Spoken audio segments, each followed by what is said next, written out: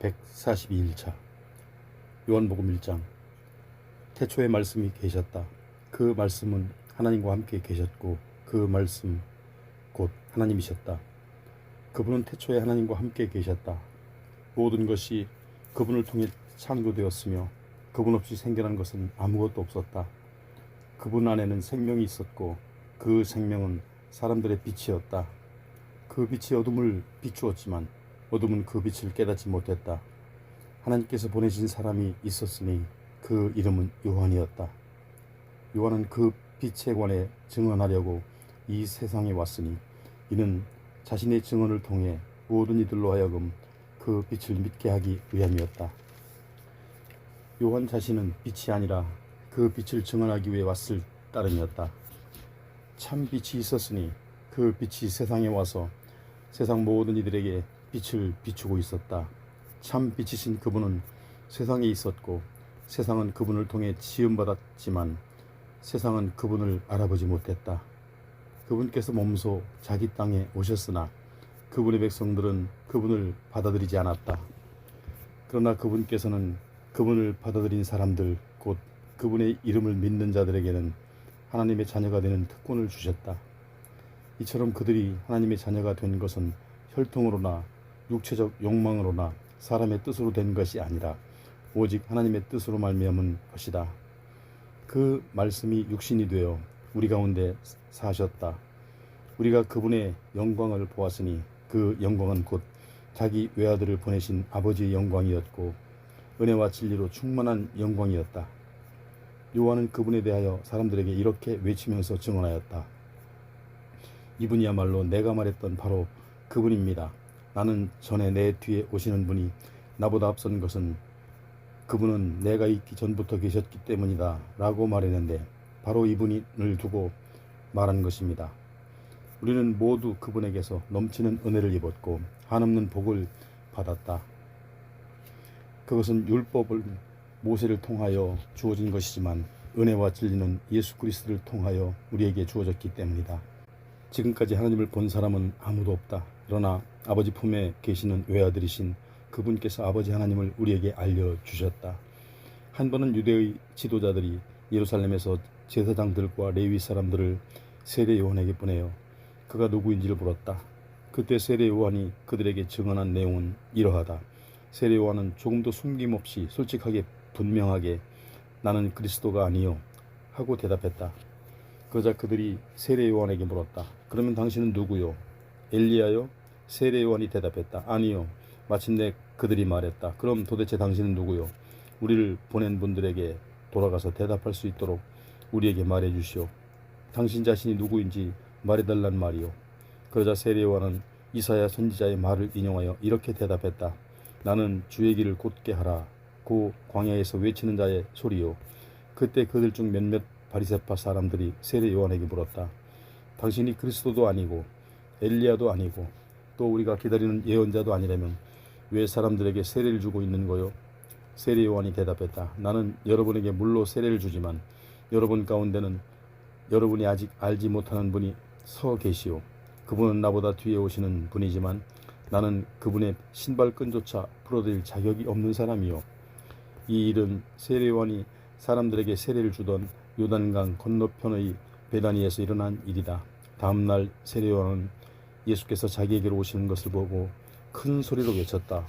보시오, 하나님의 어린 양을. 그분은 세상 죄를 지고 가시는 분입니다. 내가 전에 내 뒤에 오시는 분이 나보다 앞선 것은 그분은 내가 있기 전부터 계셨기 때문이다 라고 말했는데 저분이야말로 바로 그분입니다. 나 자신도 이분을 알지 못했으나 지금 내가 와서 여러분에게 물로 세례를 주는 이유는 바로 이분을 이스라엘 백성들에게 알리기 위해서입니다. 그러고 나서 세례 요한은 또 증언했다. 나는 성령이 하늘에서 비둘기처럼 내려와 이분 위에 머무는 것을 보았습니다. 나도 이분을 알지 못했지만 사람들에게 물로 세례를 주라고 나를 보내신 이가 이르시기를 성령이 내려와 어떤 사람에게 머무는 것을 보거든 그가 바로 성령으로 세례를 베푸실 분인 줄을 알아라 하고 내게 말씀하셨습니다.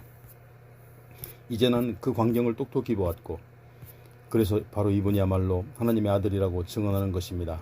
다음날 세례 요한은 자기 제자 두 사람과 같이 있다가 예수께서 지나가시는 것을 보고는 보라, 하나님의 어린 양이시다 하고 소리쳤다. 그러자 두 제자는 세례 요한의 말을 듣고 예수를 따라갔다. 예수께서 돌아서서 그들이 따라오는 것을 보시고 그들에게 물었다. 당신들이 원하는 것이 무엇이요? 그들이 말했다. 선생님, 사시는 곳이 어디입니까? 예수께서 대답하셨다. 나를 따라와 보면 알게 될 것이요. 그래서 그들은 예수를 따라가서 그날 예수와 함께 지냈다. 그들은 오후 4시부터 밤까지 예수와 함께 있었다. 세례 요한의 말을 듣고 예수를 따라간 두 사람 중 하나는 시몬 베드로의 동생 안드레였다. 안드레는 먼저 자기 형 시몬을 찾아가서 말했다. 우리가 메시아를 만났소? 그러고는 시몬을 데리고 예수께로 갔다. 예수께서는 시몬을 바라보시더니 말씀하셨다. 당신은 요한의 아들 시몬이요. 그러나 이제부터는 당신을 게바라고 부르겠소. 다음 날 예수께서 갈릴리를 향해 떠나려고 하셨다. 그런데 빌립을 만나시자 나를 따르시오 하고 말씀하셨다. 안드레와 베드로처럼 빌립도 역시 고향이 베세다였다. 빌립은 친구 나다니엘을 찾아가 말했다. 오래전에 모세가 율법책에 썼고 또 예언자들 역시 기록했던 바로 그분을 우리가 만났네. 나사렛 출신의 예수라는 사람으로 요셉의 아들이라네. 나사렛이라고?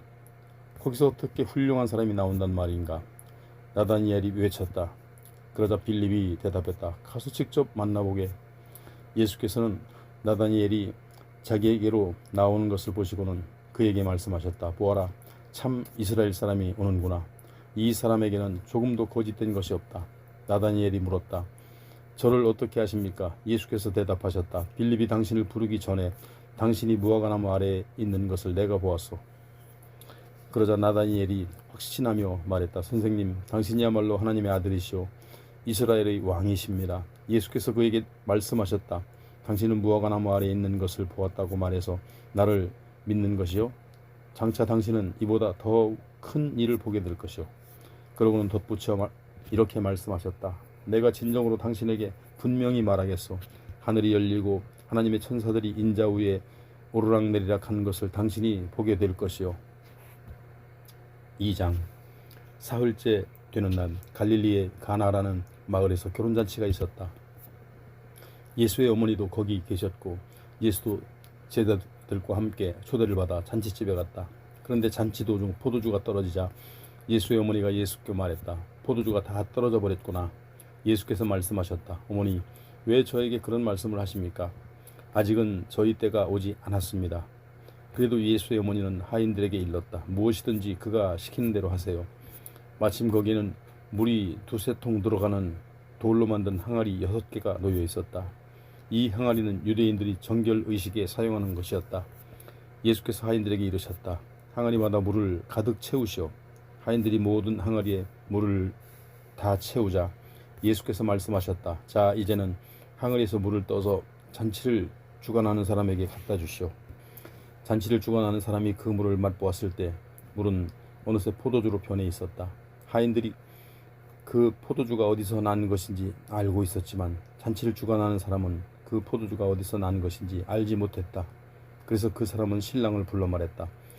누구나 처음에는 좋은 포도주를 내놓았다가 손님들이 취한 다음에는 덜 좋은 포도주를 내놓는 법인데 그대는 아직까지 이렇게 좋은 포도주를 남겨두고 있다니 참으로 놀랍군요.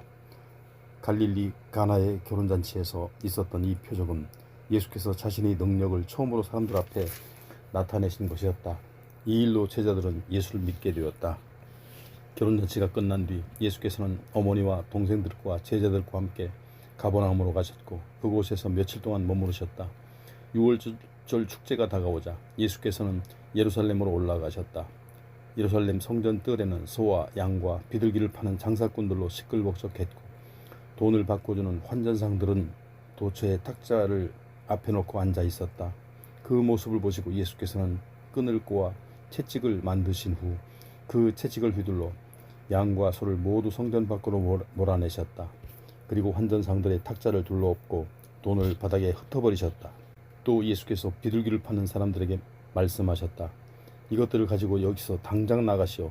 내 아버지의 집을 시장터로 만들지 마시오.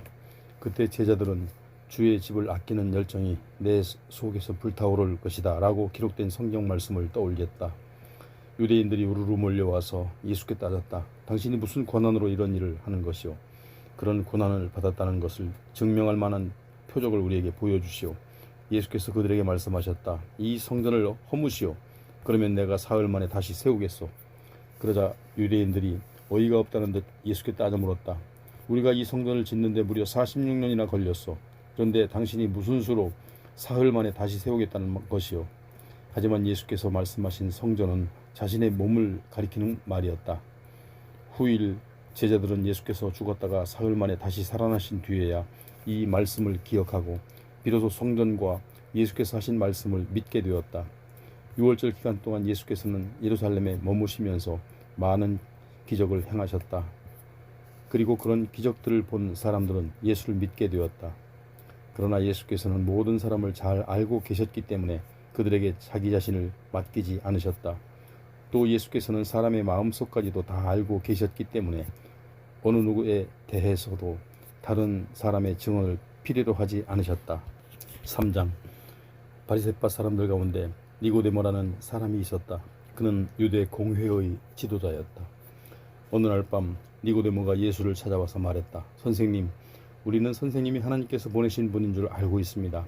하나님께서 함께하지 않으신다면 아무도 선생님처럼 그런 놀라운 기적을 행할 수 없습니다.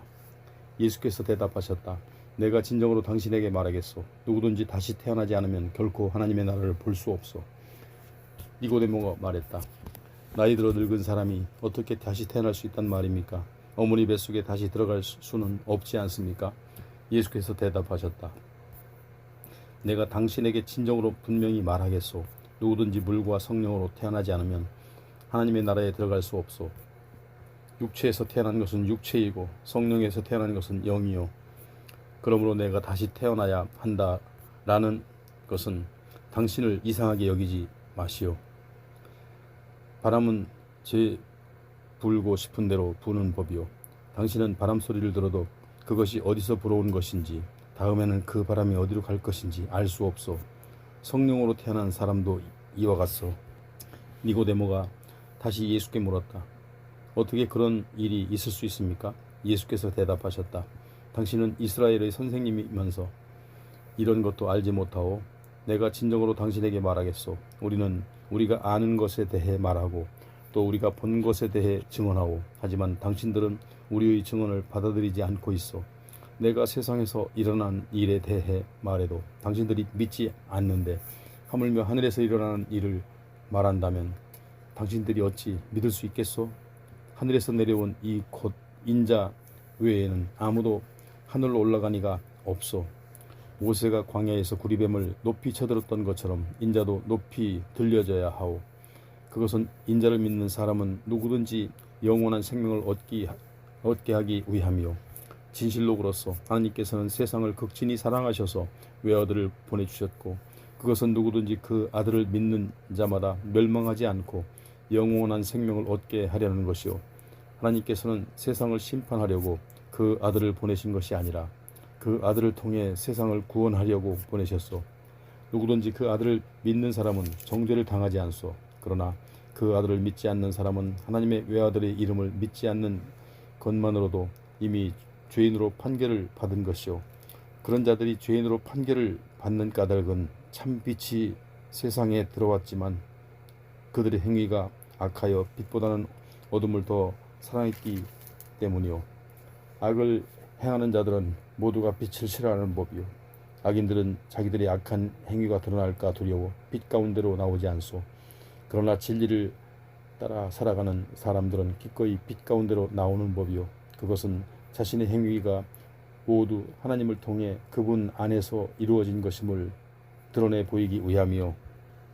그 후 예수께서 제자들과 함께 예루살렘을 떠나 유대 지방으로 가셨다. 그리고 거기서 얼마 동안 머무시면서 사람들에게 세례를 베푸셨다. 그 무렵 세례 요한은 살렘 근처의 에논에서 세례를 주고 있었다. 그곳에는 물이 많은 데다 사람들이 계속해서 그에게 세례를 받으러 왔기 때문이었다. 그때는 세례 요한이 아직 감옥에 갇히기 전이었다. 세례요한의 제자들 가운데 몇 사람과 어떤 유대인 사이에 정결의식에 관해 논쟁이 벌어졌다. 세례요한의 제자들이 세례요한에게 와서 말했다. 선생님, 요단강 건너편에서 선생님과 함께 계셨던 분, 곧 선생님께서 증언하셨던 그분도 세례를 주고 계십니다. 그런데 사람들이 모두 그분에게로 몰려가고 있습니다. 세례요한이 대답했다. 하늘에 계신 하나님께서 주시지 않으면 그 무엇도 받을 수 없다. 나는 그리스도가 아니라 그분보다 앞서 보내심을 받은 사람이다 라고 너희에게 분명히 말하지 않았느냐.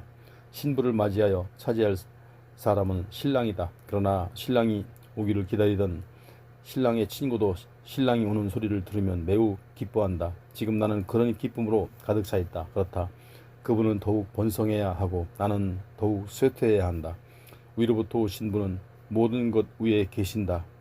세상에서 온 자는 세상에 속하여 세상의 말을 하지만 하늘에서 오신 분은 모든 것 위에 계신다. 그분은 몸소 보고 들은 것을 말씀하시지만 아무도 그분의 증언을 받아들이지 않는다. 그분의 증언을 받아들이는 사람은 하나님께서 참되시다는 것을 보증한다. 하나님께서 보내신 분은 하나님의 말씀을 전한다. 그것은 하나님께서 그분에게 성령을 한량없이 주시기 때문이다. 하늘아버지께서는 아들을 사랑하셔서 모든 것을 그 아들의 손에 맡기셨다. 그러므로 누구든지 그 아들을 믿는 자는 영원한 생명을 얻지만 그 아들을 거부하는 자는 누구든지 생명을 얻지 못할 것이고 도리어 하나님의 두려운 진노를 받게 될 것이다. 4장.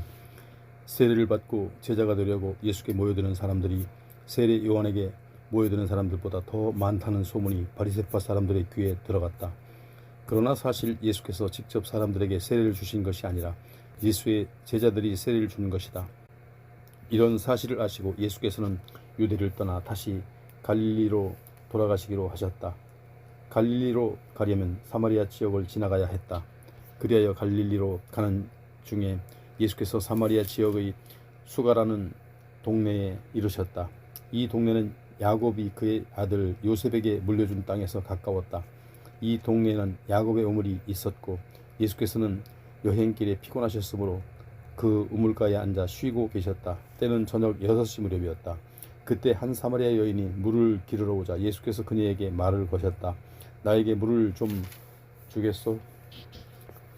당신 제자들은 모두 음식을 사러 동네로 들어갔으므로 그 자리에 아무도 없었다. 사마리아 여자가 예수께 대답했다. 당신은 유대인인데 어째요 저 같은 사마리아 여자에게 물을 달라고 하십니까? 그 당시 유대인들은 사마리아 사람들과는 상종하지 않았기 때문이다. 예수께서 그녀에게 대답하셨다. 만일 당신이 하나님께서 주시는 놀라운 은사를 알고 또 당신에게 물을 청하는 이가 누구인지를 알았더라면 도리어 당신이 그에게 생수를 청했을 것이고 그러면 그가 당신에게 생수를 주었을 것이요. 여자가 말했다. 하지만 당신에게는 두레박도 없는 데다 이 우물은 굉장히 깊지 않습니까? 어디서 생수를 길어다 주신다는 말입니까? 이 우물물은 우리 조상 야곱은 물론이고 그의 자녀들과 가축들이 즐겨 마시던 물입니다. 이 우물물을 우리에게 주신 야곱보다 당신이 더 위대한 분이란 말입니까? 예수께서 말씀하셨다. 이 물을 마시는 사람은 곧 다시 목마를 것이요. 하지만 내가 주는 물을 마시는 사람은 영원히 목마르지 않을 것이요. 내가 주는 물은 그 사람 안에서 끊임없이 솟구쳐 나와 영원한 생명에 이르게 하는 참 샘물이 될 것이요. 여자가 예수께 말했다. 선생님, 그 물을 제게 주십시오. 그러면 제가 다시는 목마르지도 않고 또 물을 기르러 여기까지 올 필요도 없게 되지 않겠습니까? 예수께서 여자에게 말씀하셨다. 가서 당신의 남편을 불러오시오. 여자가 대답했다. 저에게는 남편이 없습니다. 예수께서 말씀하셨다. 그렇소. 남편이 없다고 말한 당신의 말이 옳소. 당신에게는 남편이 5이나 있었고 지금 함께 살고 있는 그 남자도 사실은 당신 남편이 아니요. 그러나 방금 당신이 한 말이 맞소. 그러자 여자가 말했다. 선생님, 제가 보니 선생님이야말로 예언자이십니다. 그러니 제게 말씀해 주십시오. 우리 조상들은 이 산 위에서 예배를 드렸는데 왜 당신네 유대인들은 우리가 반드시 예루살렘에서 예배를 드려야 한다고 말합니까? 예수께서 말씀하셨다. 여자여, 내 말을 믿으시오. 이 산도 아니고 예루살렘도 아닌 곳에서 하늘 아버지께 예배를 드리게 될 때가 오고 있어. 당신들 사마리아 사람들은 당신들 스스로도 알지 못하는 것을 예배하지만 우리 유대인들은 우리가 아는 분을 예배드린다오. 이것은 구원이 유대인들로부터 나오기 때문이요. 그러나 참되게 예배를 드리는 사람들이 영과 진리로 하늘아버지께 예배를 드릴 때가 오고 있어. 지금이 바로 그때요. 하늘아버지께서는 영과 진리로 예배드리는 사람들을 찾고 계신다오. 하나님께서는 영이시오. 그러므로 하나님을 예배하는 자들은 영과 진리로 예배를 드려야 하오. 여자가 예수께 말했다. 저 역시도 그리스도라 하는 메시아가 오실 것이라는 사실을 잘 알고 있습니다. 그분께서 오시면 우리에게 모든 것을 다 알려주실 것입니다. 그러자 예수께서 말씀하셨다. 지금 당신에게 말하고 있는 내가 바로 그 메시아요. 바로 그때 제자들이 돌아왔다. 그들은 예수께서 어떤 여자와 이야기를 나누고 계시는 것을 보고 놀랐다. 하지만 아무도 그 여자와 무슨 내용으로 이야기를 나누었는지 묻는 사람이 없었다. 그 여자는 물동이를 우물가에 그냥 둔 채 동네로 달려가서 사람들에게 말했다. 모두들 나와 보시오. 저의 과거를 낱낱이 알아맞히신 분이 계십니다. 가서 그분을 만나보세요. 그분은 바로 그리스도가 아닐까요? 그러자 동네 사람들이 모두 나와서 예수를 보려고 몰려들었다. 한편 그러는 동안에 제자들은 예수께 선생님 뭘 좀 드십시오 하고 음식을 권하고 있었다. 그러자 예수께서 제자들에게 말씀하셨다. 나에게는 너희가 알지 못하는 양식이 있다. 그 말을 듣고 제자들은 서로 수군거렸다. 누가 선생님께 음식을 갖다 드렸을까? 예수께서 말씀하셨다. 내 양식은 나를 보내신 분의 뜻을 이루고 그분의 일을 완성하는 것이다. 너희는 아직도 넉 달이 더 지나야 추수 때가 된다 하고 말한다. 그러나 나는 너희에게 말한다. 자, 눈을 들어 들판을 보아라. 벌써 곡식이 다 익어서 거두어들일 때가 되지 않았느냐. 추수하는 사람은 이미 품삯을 받고 영생에 이르는 열매를 거두어들인다. 그러면 씨를 뿌리는 자와 곡식을 거두는 자가 함께 기뻐할 것이다. 그러므로 한 사람은 뿌리고 다른 한 사람은 거둔다 라는 말은 과연 옳다. 나는 너희를 보내어 너희가 일하지도 않는 데서 열매를 거두게 하였다. 힘든 수고는 다른 사람들이 하였지만 추수는 너희가 하게 된 것이다. 그 동네에 사는 사마리아 사람들은 예수를 믿게 되었다.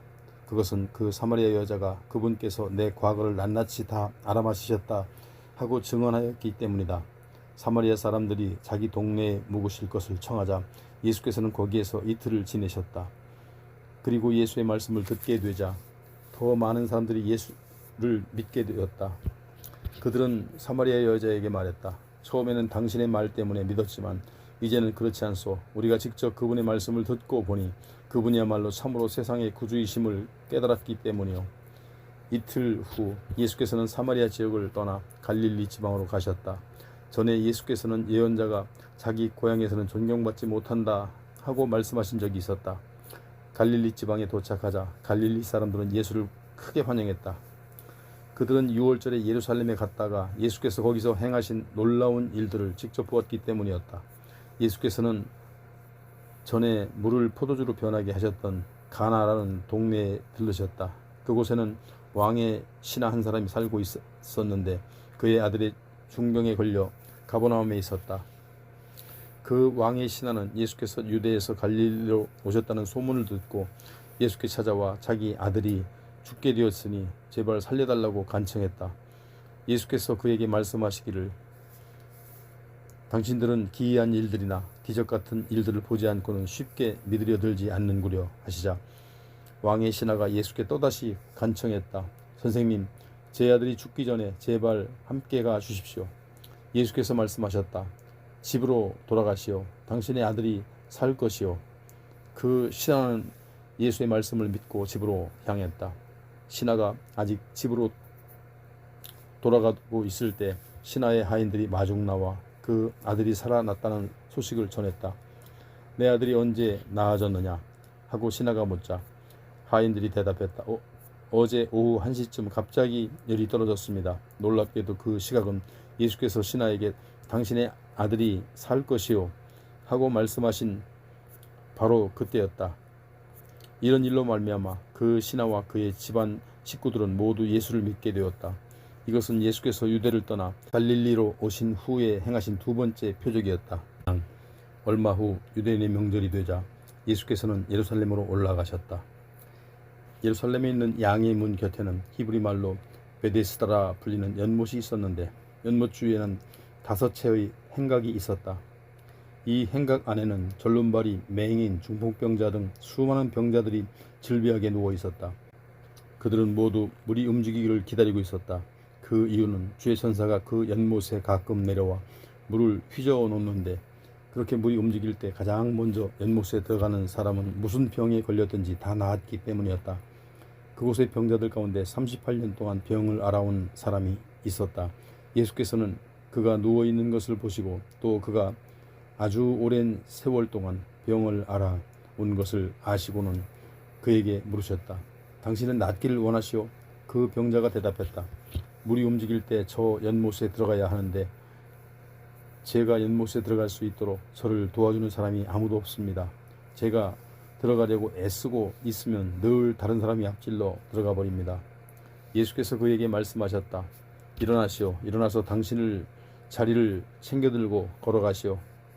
바로 그 순간 그의 병이 말끔히 나았다. 그래서 그는 자기 자리를 챙겨들고 걸어갔다. 그런데 이 일이 일어난 때는 마침 안식일이었다. 그래서 유대인들은 병 고침을 받은 그 사람에게 말했다. 오늘은 안식일이요. 그러니 안식일에 자리를 챙겨 들고 걸어가는 것은 율법에 어긋나는 일이요. 그러자 그 사람이 대꾸했다. 제 병을 고쳐주신 분이 내 자리를 챙겨 들고 걸어가라고 하셨습니다. 유대인들이 다시 따지고 나섰다. 뭐요? 그렇다면 당신들이 자리를 챙겨 들고 걸어가라고 말한 사람이 도대체 누구요? 그러나 병 고침을 받은 그 사람은 자기를 고쳐준 사람이 누구인지 알 길이 없었다. 거기에는 수많은 사람들이 붐볐고 예수께서는 이미 그곳을 떠나셨기 때문이다. 얼마 후 예수께서 성전에서 그 사람을 만나시자 말씀하셨다. 보시오. 이제 당신은 말끔히 나았소. 그러니 다시는 죄를 짓지 말아서 당신에게 더욱 나쁜 일이 생기지 않도록 조심하십시오. 그제야 그 사람은 자기 병을 고쳐주신 분이 예수인 것을 알고는 유대인들에게로 가서 사실대로 말했다. 그 일로 해서 유대인들은 예수께서 안식일을 어겼다는 이유로 예수를 핍박하기 시작했다. 그러나 예수께서 그들에게 말씀하셨다. 내 아버지께서 지금까지 쉬지 않고 일하고 계시니 나도 일하고 있어. 이 말씀 때문에 유대인들은 더욱더 예수를 죽이려고 단단히 별렀다. 예수가 안식일을 어겼을 뿐만 아니라 하나님을 자기 아버지라고 부름으로써 자신을 하나님과 동등한 위치에 두었기 때문이다. 그래서 예수께서 유대인들에게 말씀하셨다. 내가 진정으로 당신들에게 밝히 말하겠소. 이들이 자기 혼자 마음대로 하는 일은 없어.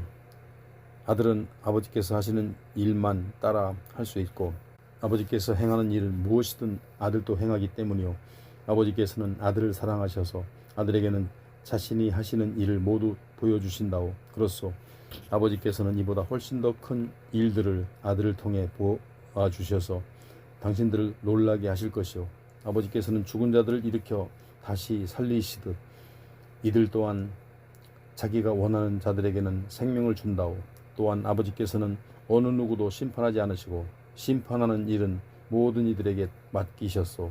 그것은 모든 사람이 아버지를 공격하듯 아들도 역시 공격하도록 하기 위함이라고. 그러므로 아들을 공경하지 않는 자들은 그 아들을 보내신 아버지도 역시 공경하지 않는 것이요. 내가 진정으로 밝히 말하겠소. 누구든지 내 말을 듣고 또 나를 보내신 분을 믿는 사람은 영원한 생명을 얻으며 정죄를 받지 않을 것이요. 그런 자들은 이미 죽음에서 생명으로 옮겨졌소. 내가 진정으로 밝히겠소. 내가 오면 죽은 자들이 하나님의 아들의 음성을 듣게 될 터인데 지금이야말로 바로 그때요. 그 아들이 음성을 듣는 사람들은 살 것이요. 그것은 아버지께서 자기 안에 생명을 갖고 계신 것처럼 아들에게도 생명을 주셔서 아들 안에도 생명을 갖게 하셨기 때문이요. 또한 아버지께서는 아들에게 심판할 수 있는 권한을 주셨는데 그것은 아들이 인자이기 때문이요. 내가 하는 말에 놀라지 마시오. 보시오. 무덤 속에 있는 자들이 다 아들의 음성을 들을 때가 온 것이요. 그때가 되면 선한 일을 한 사람들은 부활하여 생명을 얻을 것이고 악한 일을 저지른 사람들은 부활하여 정죄를 받을 것이요. 나는 아무것도 내 마음대로 하지 않소. 나는 오직 아버지께서 들은 대로만 심판하기 때문에 내 심판은 올바르고 공정하고 이것은 내가 내 뜻대로 하지 않고 나를 보내신 아버지를 기쁘시게 하려고 오직 그분의 뜻대로 하려 하기 때문이요. 내가 나 자신에 대해 증언한다면 그 증언은 참되다고 할 수 없어. 그러나 나를 위해 증언해 주시는 분이 따로 계시는데 나는 나에 대한 그분의 증언이 진실로 참되다는 것을 안다오. 당신들이 세례 요한에게 사람을 보냈을 때 그가 이 같은 진리를 증거하였소. 내가 이런 말을 하는 것은 내가 사람의 증거를 받아들여서가 아니라 그것은 다만 당신들로 하여금 구원을 얻게 하려는 것이라오. 세례 요한은 타오르는 등불이 되어 당신들에게 빛을 발하여 주었소. 그래서 당신들은 그 빛 가운데서 잠시 동안 즐거워하였소. 그러나 나에게는 세례 요한의 증거보다 더 크고 확실한 증언이 있어. 아버지께서 나에게 완성하라고 맡기신 일, 곧 내가 지금 하고 있는 바로 이 일이 아버지께서 나를 보내셨다는 것을 밝히 증언해 준다오. 그리고 나를 보내신 아버지께서도 친히 나에 관해 증언해 주셨소. 당신들은 그분의 음성을 듣거나 그분의 모습을 본 적이 없소. 또한 그분의 말씀이 당신들 안에 머물고 있지도 않소. 그 이유는 분명하고 곧 당신들이 그분께서 보내신 일을 믿지 않기 때문이요. 당신들이 성경을 열심히 연구하는 것은 성경에서 영원한 생명을 얻을 수 있다고 생각하기 때문이요. 그렇소. 그 성경이 바로 나를 증언하고 있어. 그런데도 당신들은 생명을 얻기 위해 나에게 오려고 하지 않소. 나는 사람들에게서 영광을 받지 않소. 또 나는 당신들 속에 하나님을 사랑하는 마음이 없다는 것을 잘 알고 있어. 내가 내 아버지의 이름으로 당신들에게 왔는데도 당신들은 나를 받아들이지 않소. 그러나 누군가 다른 사람이 자기 이름을 내세우고 오면 당신들은 그를 받아들일 것이요. 당신들이 당신들끼리는 서로 영광을 주고받으면서도 정작 유일하신 하나님으로부터는 영광을 받으려고 애쓰지 않으니 당신들이 어떻게 믿을 수 있겠소? 그렇다고 내가 당신들을 아버지께 고소할 것이라고는 생각하지 마시오. 당신들을 고소하는 이는 따로 있으니 그는 곧 당신들이 소망을 걸고 매달려온 모세요. 당신들이 모세를 믿었더라면 분명 나를 믿었을 것이요. 모세가 나에 관해 기록했기 때문이요. 그러나 당신들이 모세의 글도 믿지 않는데 어떻게 내 말을 믿겠소?